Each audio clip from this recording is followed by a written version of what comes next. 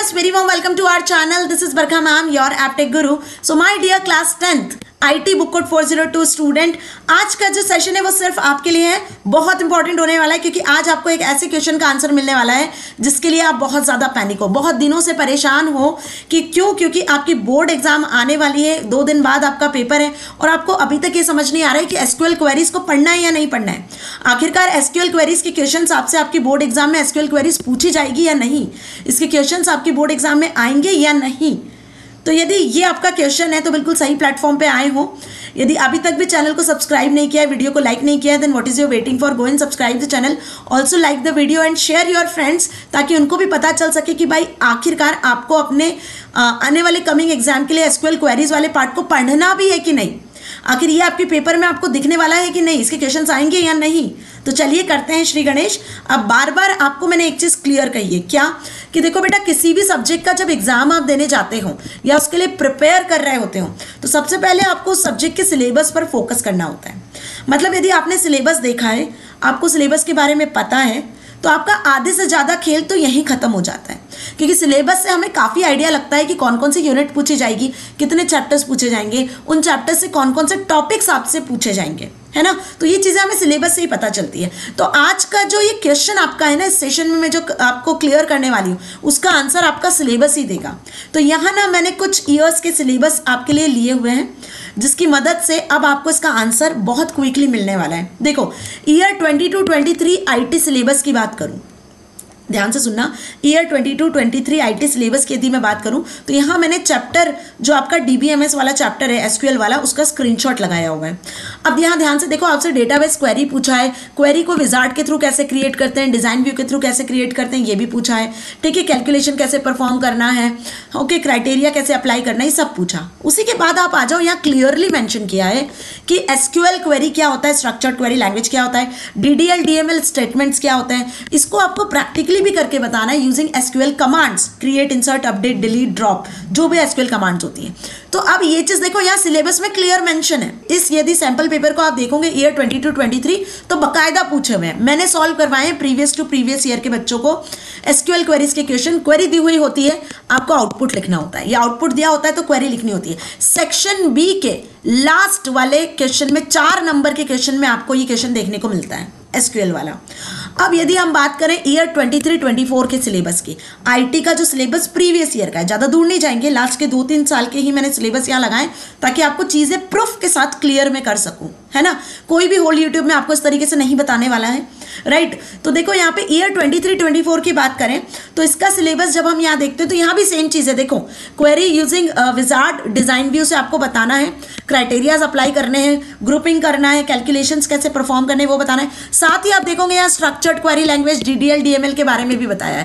आप देखो यहाँ पे स्ट्रक्चर्ड क्वेरी लैंग्वेज की साफ साफ बात की गई है। प्रैक्टिकल भी आपको करना होगा यहाँ पे एसक्यूएल का, जितनी कमांड्स है वो सब। तो भाई प्रीवियस ईयर की भी यदि मैं बात करूँ तो प्रीवियस ईयर के पेपर में भी सेक्शन बी में लास्ट सेक्शन में 4 नंबर का एक क्वेश्चन एसक्यूएल पर बेस्ड ही आया था, ठीक है। तो ये तो बात हो गई पिछले कुछ 2 सालों की। अब बात करते हैं कि आखिर मैम इस साल क्या होगा। आप तो इस बार की बात बताओ ना, पिछले साल क्या हुआ उससे क्या मतलब है, हम तो इस बार के सेशन के लिए प्रिपेयर कर रहे हैं। तो सुनो भैया, इस बार का जो लेटेस्ट सिलेबस सीबीएसई ने निकाला है, उस सिलेबस में सीबीएसई ने साफ साफ पहले तो मेंशन किया है कि आपको लिब्रे ऑफिस बेस पर प्रैक्टिकल करना है, ठीक है। लिब्रे ऑफिस बेस आपसे पूछा जाएगा, कहीं भी सिलेबस में आपके एसक्यूएल को मेंशन ही नहीं किया गया है। तो ईयर 24-25 का जो सिलेबस है वो साफ साफ ये चीज़ कह रहा है कि भाई एसक्यूएल का नाम भी नहीं लिया है सिलेबस में, कहीं जिक्र नहीं किया है, एसक्यूएल का जो स्ट्रक्चर्ड क्वेरी लैंग्वेज उसकी कमांड्स के बारे में बात नहीं की है। जो बात की वो क्या कही है कि लिब्रे ऑफिस क्या होता है, इसमें डेटाबेस कैसे क्रिएट करते हो, क्वेरी का यूज़ करके डिज़ाइन व्यू से कैसे क्वेरी क्रिएट करते हो, प्राइमरी की का क्या कॉन्सेप्ट होता है। उसी के साथ आगे बढ़ो तो देखो यहाँ पूछा है आपसे, आप टेबल कैसे क्रिएट करते हो, रिलेशनशिप कैसे क्रिएट करते हो, कितनी टाइप की रिलेशनशिप होती है, एडवांटेजेस क्या होते हैं DBMS के। यदि मैं क्वेरी वाले चैप्टर पे आ जाऊँ जो अभी हमने प्रीवियस चैप्टर के देखे, तो भाई क्वेरी वाले चैप्टर में भी कहीं भी एसक्यूएल क्वेरी का नाम निशान नहीं है, ठीक है। मतलब क्वेरीज क्या होती है, विजार्ड की मदद से कैसे क्वेरी क्रिएट करना है, डिज़ाइन व्यू की मदद से क्वेरी कैसे क्रिएट करना है, क्वेरी को एडिट कैसे करोगे, और वहीं आप न्यूमेरिकल डेटा के साथ में कैसे वर्क कर सकते हो, ये चीज़ें बेसिकली मेंशन की गई है। तो डिज़ाइन व्यू के थ्रू क्राइटेरिया कैसे अप्लाई करना है, कहीं भी कोई एसक्यूएल नाम का वर्ड ही मेंशन नहीं किया गया है। तो अब ये क्या बता रहा है, ये सिलेबस आपको क्या बताने की कोशिश कर रहा है कि प्रीवियस ईयर के जो सीबीएसई के द्वारा रिलीज किए गए सिलेबस थे, वो सिलेबस सिर्फ ये बता रहे हैं कि भाई उसमें एसक्यूएल के क्वेश्चन आए, सेक्शन बी में लास्ट क्वेश्चन आपको मिलेगा। लेकिन इस ईयर जो सैंपल पेपर रिलीज हुआ है सिलेबस के साथ साथ, देखो सिलेबस से तो हमें पता चल गया कि भाई एसक्यूएल के कोई क्वेश्चन नहीं आने चाहिए, क्या कि एसक्यूएल के कोई क्वेश्चन नहीं आने चाहिए, बट ये चीज़ें हमें और क्लियर होगी जब हम सैंपल पेपर देखेंगे। तो इस बार सीबीएसई ने आईटी के 2 सैंपल पेपर निकाले, जैसे मैंने आपको पहले भी बताया। यदि मैं सैंपल पेपर 1 की बात करूं तो ये सैंपल पेपर 1 का डेटाबेस का आखिरी क्वेश्चन है, सेक्शन बी का 4 नंबर का 4 मार्क का क्वेश्चन। यहाँ पे आपको बाकायदा एक टेबल दी हुई है। अब टेबल पर बेस्ड जो क्वेश्चन है ना वो ध्यान से देखो, ठीक है। क्या इन क्वेश्चंस में आपको क्वेरीज लिखनी है, क्या आपसे क्वेरीज के बारे में पूछा गया है? तो भाई यहाँ इन चारों क्वेश्चन में कहीं भी एसक्यूएल की क्वेरीज आपसे नहीं पूछी गई हैं।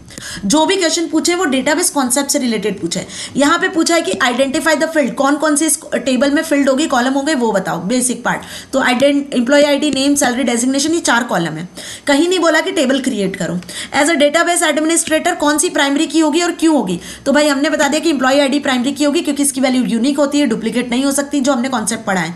तो अगेन यहाँ पे आपको थ्योरी बेस्ड आंसर लिखना है कि प्राइमरी की क्या होती है, जो कि बेसिक डेटाबेस कॉन्सेप्ट का है।